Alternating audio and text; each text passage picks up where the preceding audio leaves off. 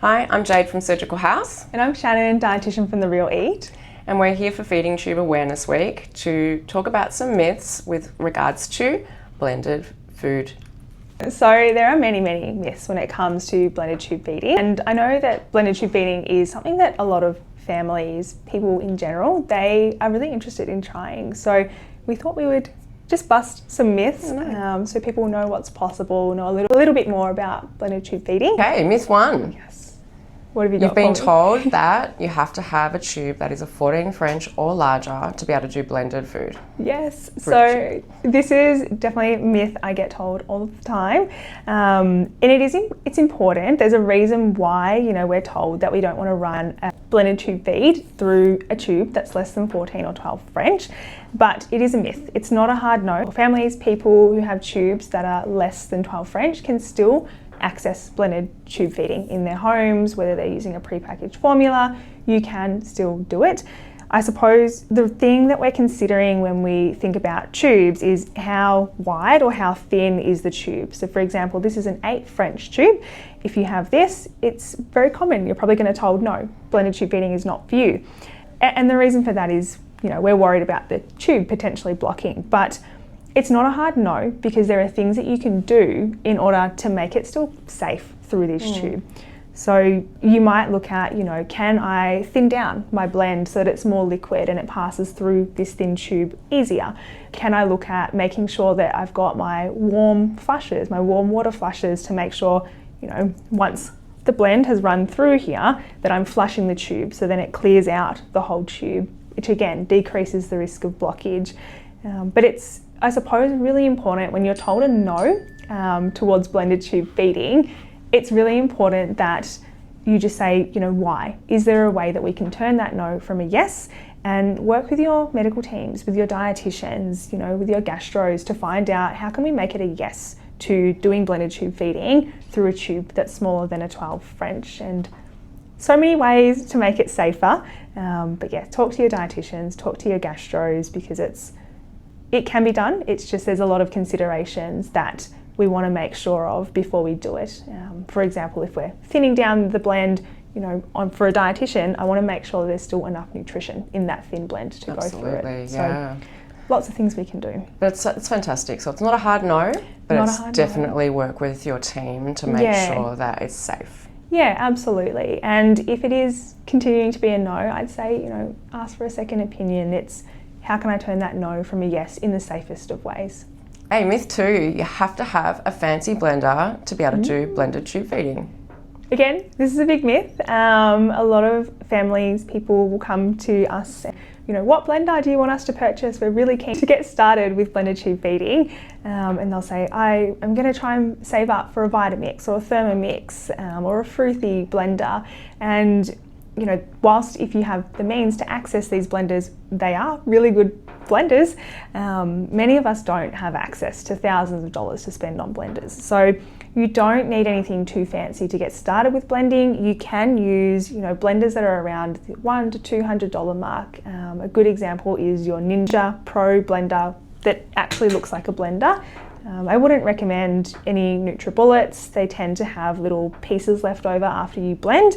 And if you look at a feeding tube, which I'll give the example of here, I'm not sure if we can see on the feeding tube, but it's about a 2mm hole where your blend has to come out of. So if you've got chunks, that remain in the blend, it is more likely to block your tube. But you don't need anything fancy. $100 to $200 for a blender will get you something that blends well without lumps or bumps.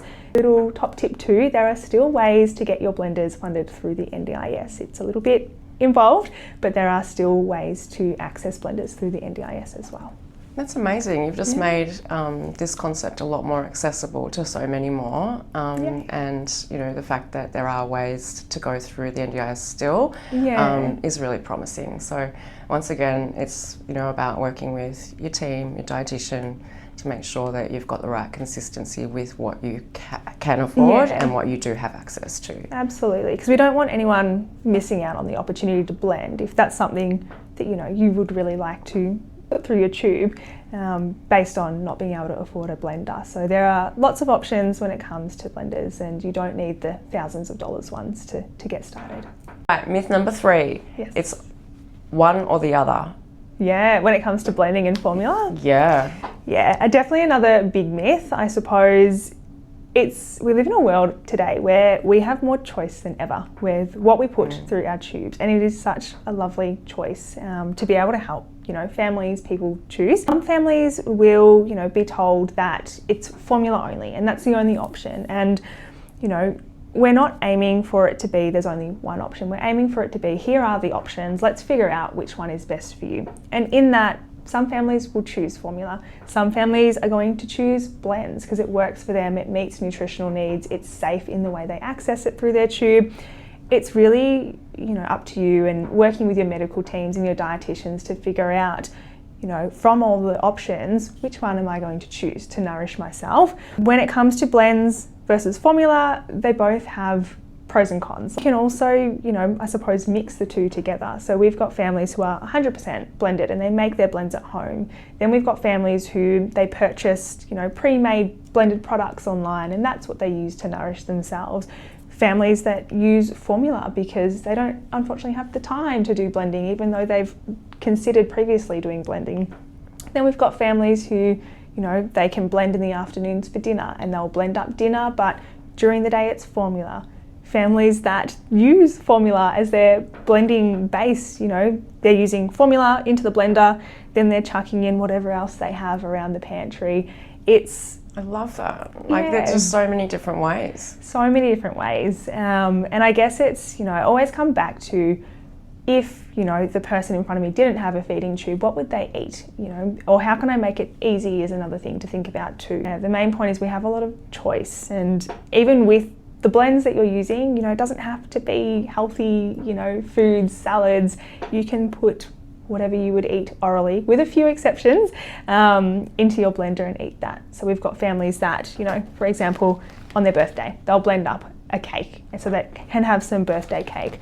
I've had families blend up their McDonald's so that, everybody can have the same dinner. It's really not one way or the other. It can change along your journey, but with blends, with formula, they all have their place. So we just want to nourish the body in the way that fits with the family. Yeah, absolutely. Yeah. And that's really useful, I think, because once again, work with your team to make sure that if you are going to be doing some blends, some formula, that you are getting enough and that it is safe, but it doesn't have to be all or nothing. Yeah, absolutely. No all or nothing in this space. No. Well, thanks so much, Shannon, for being here and for Feeding Tube Awareness Week, and sharing a bit more about what blended food can look like in real life for people. No, it's been a pleasure. Very big, I suppose, really about blended tube feeding and just giving choice back to families in how they access food through their tube. And I think we're both here today just to create awareness for those who have a feeding tube or for those who don't. Feeding through a tube exists, and we want to create awareness that there are different ways to feed through your tube. We also want to empower families to reach out for support if they have been told no. I guess that's the point of the myths. If you've been told no, asking why, and is there a way to get a yes that is safe at the same time? Absolutely. And I know at Surgical House we want to support everyone to have choice and control over how they eat, when they eat, and what they put in their bodies. And I know you guys are related the same. Yeah, exactly. Really passionate. Very much so. So I'd say, if you've got questions around your tubes or, nutrition through a tube, blends, formula, tube feeding in general, feel very free to get in contact. And if there's any questions around equipments to make tube feeding possible, easier, more convenient, which is big for a lot of the families we support, then, going to Jade and talking to Surgical House about what equipments are available too. Fantastic. Thank you. Thanks.